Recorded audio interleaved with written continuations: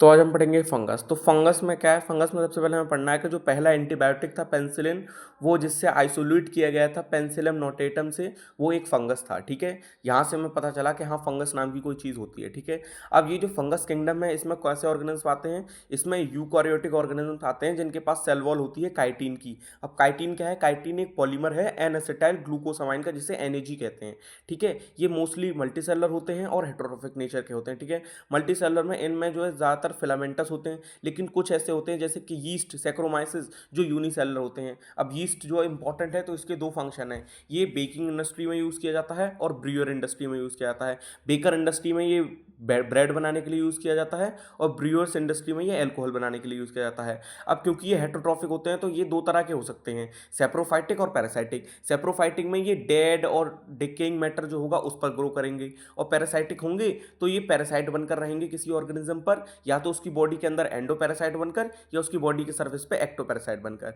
ये एनिमल्स में जो है फंगल रैशेस और इन्फेक्शन कॉज करते हैं। लेकिन प्लांट्स के केस में ये कुछ बीमारियां कॉज करते हैं, जैसे व्हाइट स्पॉट्स और मस्टर्ड, मस्टर्ड पर सफेद चकत्ते पड़ जाना। ये किस फंगस की वजह से होता है, ये होता है एल्बुगो कैंडिडा की वजह से। ठीक है, और एक होता है ब्लैक रस्ट ऑफ व्हीट, यानी गेहूं के दाने पे काली काली जंग जैसा लग जाना, वो होता है पक्सीनिया ग्रामिनेस की वजह से। अब कुछ की पॉइंटर्स हैं जो हमें याद रखने हैं, इसमें क्या है, कुछ मशरूम्स खाने के लिए होते हैं जैसे मशरूम, लेकिन कुछ टोडस्टॉल्स यानी कुछ पॉइजनस भी होते हैं, जैसे कि एमेनिटा जो है एक ऐसा फंगस है जो पॉइजनस होता है। ठीक है, और ऑरेंज रूट और ब्रेड मोल्ड जो हैं वो भी फंगस की ही कैटेगरी में आते हैं। ठीक है, अब फंगस जो है वो कॉस्मोपॉलिटन होते हैं, यानी हर जगह पाए जाते हैं। ठीक है, पर इनका मोस्ट फेवरेबल यानी सबसे फेवरेट पार्ट इनका कहाँ पे है, सबसे ज़्यादा ये कहाँ पाए जाएंगे, जहाँ पे थोड़ा वार्म और ह्यूमिड क्लाइमेट होगा। ठीक है, वहाँ पाए जाएंगे। अब फंगस जो है ये एसोसिएशंस बना के रहते हैं दूसरे ऑर्गेनिजम्स के साथ खाने के लिए। जैसे अगर ये पाइनस के प्लांट की रूट के साथ एसोसिएशन बनाते हैं तो उसे माइकोराइजा कहते हैं। इसमें जो रूट है वो इन्हें खाना प्रोवाइड करती है, और ये फंगस जो है ये उसे वाटर मिनरल एब्जॉर्प्शन के लिए सरफेस एरिया बढ़ाते हैं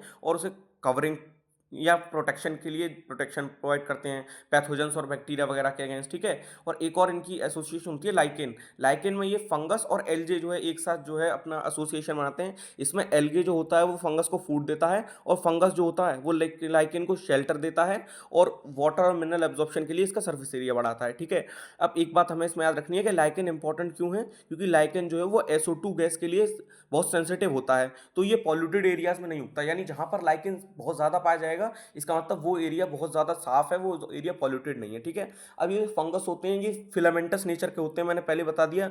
तो ये बाल जैसे लंबे लंबे, थिन स्लेंडर लॉन्ग लंबे लंबे हेयर जैसे स्ट्रक्चर से बने हुए होते हैं, जिन्हें हाइफे कहते हैं। और ये हाइफे एक साथ मिलकर एक जाला सा बुनते हैं जिसे कहते हैं माइसीलियम। ठीक है, एक नेटवर्क जाला सा बुनते हैं जिसे कहते हैं माइसीलियम। ठीक है, अब ये जो हाइफे होते हैं ये या तो सेप्टेट हो सकते हैं या एसेप्टेट। सेप्टेट का मतलब होता है कि हाइफे के बीच में क्रॉस वॉल्स प्रेजेंट हैं, यानी ऐसे देखने में अगर देखोगे तो ऐसा लगेगा कि ये कई सारे टुकड़े हैं एक तरह जो है फिलामेंट्स टाइप में। ठीक है, और एक होता है सेप्टा जिसमें एब्सेंट होता है, तो उसमें हमें खाली न्यूक्लियस दिखेगा। ठीक है, तो हमें लिखता है मल्टी न्यूक्लिएटेड। ठीक है, तो जिसमें एक न्यूक्लियस हो तो हम उसे क्या कहते हैं, एक न्यूक्लियस एक कंपार्टमेंट हो तो उसे एसिनोसिटिक कहा जाएगा, और अगर हमें कई सारे न्यूक्लियस दिख रहे हैं तो उसे सीनोसिटिक कहा जाएगा, यानी मल्टी न्यूक्लियर कंडीशन। ठीक है, अब एसिनोसिटिक भी दो तरह के हो सकते हैं। ठीक है, या तो वो ब्रांच्ड होंगे या अनब्रांच्ड होंगे। ठीक है, अब आगे बढ़ेंगे। जो सीनोसिटिक हाइफे हैं वो सिर्फ फाइकोमाइसिटीज में पाए जाते हैं, और सेप्टेट और ब्रांच्ड हाइफे जो हैं वो बाकी सब में पाए जाते हैं, चाहे एस्कोमाइसिटीज हो,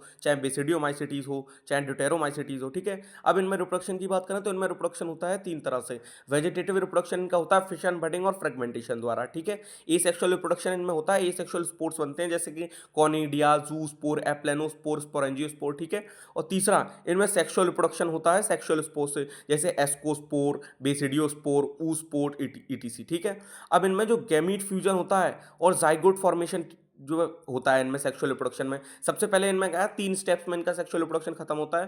पहला प्लाज्मोगेमी, यानी इनमें दो मोटाइल या नॉन मोटाइल गैमीट्स पास में आएंगे और उनका जो प्रोटोप्लाज्म पहले वो फ्यूज करेगा। ठीक है, फिर होगी कैरियोगेमी जिसमें उनका न्यूक्लियस फेज कर जाएगा, फिर हो जाएगा मियोसिस। मियोसिस में क्या होगा, एन जो 2n जाइगोट बना था पहले दो के फ्यूज करने से, उसमें से अब n स्पोर्स बन जाएंगे, यानी सब हेप्लॉइड स्पोर्स बन जाएंगे डिप्लॉइड जाइगोट में से। ठीक है, अब जो इनमें मियोसिस के बाद जो है ये हैप्लॉइड स्पोर्स जो है ये फ्रूटिंग बॉडीज बना लेते हैं। ठीक है, इसमें एक होता है डायकारियोफेज। डायकारियोफेज जो है एस्कोमाइसिटीज और बेसिडियोमाइसिटीज में बहुत लंबे टाइम तक चलता है।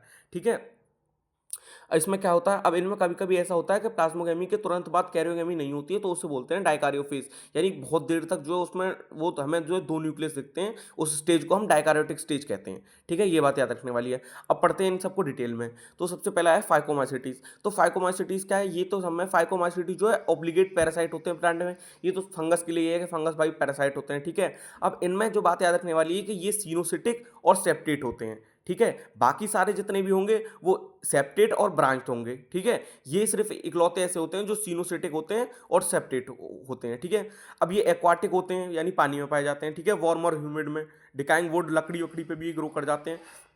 अब इनमें जो मेन चीज़ है वो है इनका रिप्रोडक्शन और इनके एग्जाम्पल। तो इनमें रिप्रोडक्शन वेजिटेटिव रिप्रोडक्शन तो किससे होता है? फ्रेगमेंटेशन से होता है, ये तो बहुत कॉमन सी बात है होता है। इसमें एसेक्सुअल रिप्रोडक्शन होता है ज़ूस्पोर और एप्लानोस्पोर से। इसमें जो ज़ूस्पोर होते हैं वो मोटाइल होते हैं और एप्लानोस्पोर जो होते हैं वो नॉन मोटाइल होते हैं, ठीक है? तो इनमें जो स्पोर्स का डेवलपमेंट होता है एप्लानोस्पोर्स का, वो एंडोजीनियस डेवलपमेंट होता है, यानी स्पोरेंजिया होता है, एक स्पोरेंजिया एक स्ट्रक्चर, उसके अंदर इनके स्पोर्स ग्रो करते हैं, ठीक है? अब इसमें जो सेक्सुअल रिप्रोडक्शन होता है वो आइसो और एनाइसोगैमीट्स होते हैं, वही गैमीट्स फ्यूज कर जाते हैं और ज़ाइगोस्पोर बन जाता है। अब इसके एग्जांपल क्या है? इसके 4 एग्जांपल हैं, राइज़ोपस, एल्बुगो, म्यूकर और ठीक है, इसके 3 एग्जांपल हैं, सॉरी, राइज़ोपस, एल्बुगो और म्यूकोर। और हमेशा ऐसे कैसे याद रखेंगे? आरएएमपी, रैंप। रैंप में आर से क्या आ जाएगा? राइज़ोपस, ए से एल्बुगो, एम से म्यूकोर और पी से फाइकोमाइसीटीज़, ठीक है? ऐसे याद रखना है। अब एस्कोमाइसीटीज़, एस्कोमाइसीटीज़ में अब आपको देखो तो एस्कोमाइसीटीज़ में आ रहा है एससी। एससी से मतलब आप ये लगा सकते हो कि ये सैक फंगस होते हैं, ठीक है? इसका क्या एग्जांपल है? सैक्रोमाइस, यानी यीस्ट जो होता है वो इसी में आता है, ठीक है? अब ये क्या होते हैं? ये कॉप्रोफाइल्स होते हैं। कॉप्रोफाइल्स का मतलब क्या है? ये गोबर, ठीक है, डिकम्पोज्ड गोबर वगैरह इन ऐसी चीज़ों पे ग्रो करते हैं, ठीक है? अब ये तो बाकी इन सब में एस्कोमाइसिटी, बेसिडोमाइसिटी, ड्यूटेरोमाइसिटी सब में कॉमन है कि ये सेप्टेट और ब्रांच टाइप के होंगे, ठीक है? इनमें जो है डायकार्योफेज पाया जाता है, यानी इनमें जो है प्लाज्मोगेमी के तुरंत बाद ही जो है कार्योगेमी नहीं होती है, ठीक है? ये जो है सेप्रोफाइटिक होते हैं, डिकम्पोजर्स होते हैं, ठीक है? अब इसमें एक बात याद रखनी, जो एंटीबायोटिक है पेनिसिलियम, वो भी एस्कोमाइसिटीज़ है, ठीक है? और कुछ एडिबल एस्कोमाइसिटीज़ होते हैं जैसे कि मॉरल्स और ट्रफल्स, ये एडिबल फंगस होते हैं, ठीक है? और इनमें जो एसेक्सुअल रिप्रोडक्शन होता है वो किसकी वजह से होता है? वो होता है कॉनिडिया की वजह से। और इसमें जो जो हमने पीछे देखा था कि फाइकोमाइसिटीज में जो स्पोर्स जो हैं वो अंदर बन रहे थे, लेकिन इसमें जो है स्पोर्स जो है बाहर बनते हैं, कॉनिडिया जो होते हैं वो बाहर बनते हैं, ऐसे जो है चेन्स की फॉर्म में देख पा रहे होंगे, एंडोजीनसली एक्सोजीनसली बनते हैं, ठीक है? इनमें जो सेक्सुअल रिप्रोडक्शन होता है वो होता है एस्कोस्पोर्स के द्वारा। एस्कोस्कोर्प में इनमें एक फ्रूटिंग बॉडी बनती है, एस्कोकार्प बोलते हैं उसे, उसके अंदर स्पोरेंजिया होता है, उसके अंदर एस्कोस्पोर होते हैं। तो इसमें एस्कोस्पोर क्या हुआ? एंडोजीनस, यानी इसके जो सेक्सुअल स्पोर्स हैं वो तो एंडोजीनस होते हैं, लेकिन जो एसेक्सुअल स्पोर्स हैं वो एक्सोजीनस होते हैं, ठीक है? इसके भी 3 एग्जांपल हैं। इसके 3 एग्जांपल कौन-कौन से हैं? एस्परजिलस, न्यूरोस्पोरा और क्लेविसेप्स, ठीक है? ये याद रख लेना, ठीक है? अब आते हैं बेसिडोमाइसिटीज़ पे। बेसिडोमाइसिटीज़ बहुत ही कॉमन मशरूम होते हैं, यानी वही ये मशरूम वाले जो हैं, वो सारे मशरूम जो है इसी बेसिडोमाइसिटीज़ में आएँगे, ठीक है? बाकी एसेक्सुअल रिप्रोडक्शन फ्रेगमेंटेशन से होता है, ठीक है? और एसेक्सुअल स्पोर्स जो है इसमें नहीं फाउंड होते हैं, यानी इसमें एसेक्सुअल स्पोर्स नहीं बनते हैं, ठीक है? खाली इस जो है फ्रेगमेंटेशन से रिप्रोडक्शन होता है और सेक्सुअल रिप्रोडक्शन होता है, ठीक है? अब इसमें भी डायकार्योफेज चलता है, ठीक है? और ये कहाँ पाए जाएंगे? सॉइल, लॉग ऑफ वुड, वही ऐसी सब मार्शी वगैरह कंडीशंस में पाए जाएंगे, ठीक है? अब इनमें सेक्सुअल रिप्रोडक्शन जो है होता है, लेकिन सेक्सुअल ऑर्गन्स नहीं होते, यानी 2 सोमैटिक सेल्स होते हैं, वो आपस में फ्यूज कर जाएंगे और जाइगोट बना लेंगे। जैसे पहले हमारे पास थे आइसोगैमेट फ्यूज कर रहे थे, ऐसे गैमेट्स नहीं होते इनके पास। इनके पास 2 सोमैटिक यानी 2 वेजिटेटिव सेल होते हैं, वो आपस में फ्यूज कर जाते हैं, जाइगोट बना लेते हैं, फ्रूटिंग बॉडी बना लेते हैं। फ्रूटिंग बॉडी क्या, इनकी फ्रूटिंग बॉडी क्या बोलेंगे? बेसिडियोकार्प, उसके अंदर होंगे स्पोरेंजिया, लेकिन इनके अंदर जो सेक्सुअल स्पोर्स होते हैं वो भी एक्सोजीनस होते हैं, यानी जो एस्कोमाइसिटीज में जो स्पोर्स थे वो स्पोरेंजिया के अंदर बन रहे थे, इसमें जो स्पोर्स हैं वो स्पोरेंजिया के बाहर बन रहे हैं, ठीक है? इसमें बेसिडियोमाइसिटीज में, ठीक है? अब इसके एग्जांपल कैसे याद करेंगे? इसके एग्जांपल जो है होते हैं एगेरिकस, ओस्टेल्गो और पक्सीनिया, ठीक है? ये याद रख लेना है, ठीक है? अब आते हैं ड्यूटेरोमाइसिटीज पे। ड्यूटेरोमाइसिटीज मेनली डिकम्पोजर्स होते हैं, ऑर्गेनिक टू ऑर्गेनिक जो एक इनऑर्गेनिक केमिकल्स बनाते हैं, ये मिनरल रिसाइक्लिंग में हेल्प करते हैं, ठीक है? सेप्टेट और ब्रांच टाइप पे हो ही गया है, ठीक है? उसके बाद डेड और ऑर्गेनिक मैटर में पाए जाएंगे, ठीक है? इन्हें इम्परफेक्ट फंजी कहा जाता है क्योंकि सेक्सुअल रिप्रोडक्शन इनमें होता ही नहीं है और एसेक्सुअल रिप्रोडक्शन इनका कॉनिडिया के थ्रू होता है, ठीक है? अब इसके एग्जांपल्स भी इंपॉर्टेंट है। इसके एग्जांपल क्या हुए? कॉलेट्राइकियम, अल्टरनेरिया और ट्राइकोडर्मा, ठीक है? ये 3 इसके एग्जांपल हो गए।